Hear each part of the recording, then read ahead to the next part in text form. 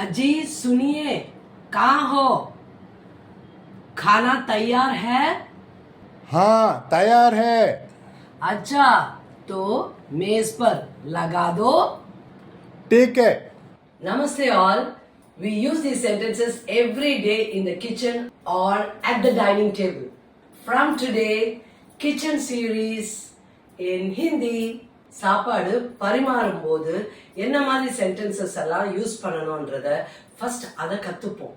அந்த மாதிரி சென்டென்சஸ் எல்லாம் ஃப்ரேம் பண்ண ரொம்ப கஷ்டமா இருக்கும்.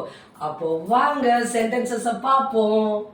இப்போ நான் ஹிந்தியில ஒரு சென்டென்ஸ் சொன்னேன், அஜி சுனியே அப்படின்னு. அது ஹிந்தியில நம்ம யூஸ் பண்றது, அது தமிழ்ல எக்ஸாக்டா டிரான்ஸ்லேட் பண்ணணும்னு சொல்றது கஷ்டம். பட் நீங்க சொல்லலாம், என்னங்க அப்படின்னு நம்ம தமிழ்ல கூப்பிடுறோம் இல்லையா, அதுதான் அப்படின்னு நம்ம மீன் பண்ணலாம்.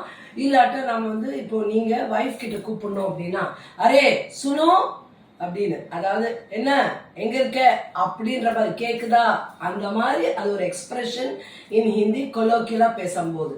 அப்போ நான் அடுத்த கேள்வி கேட்கிறேன், கஹா ஹோ, எங்க இருக்க அப்படின்னு.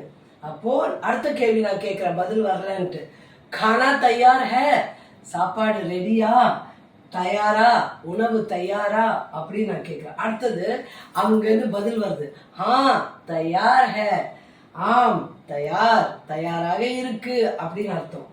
அச்சா தோ மேஸ் பர் லகா தோ, சரி அப்போ மேஜை மேல் வைக்கவும், அப்போ மேஜையில சர்வ் பண்ணுன்னு அர்த்தம். லகாதோ சொல்லலாம், இல்லாட்டா லகாவோஸ்னு சொல்லலாம், எதுனாலும் கரெக்ட்.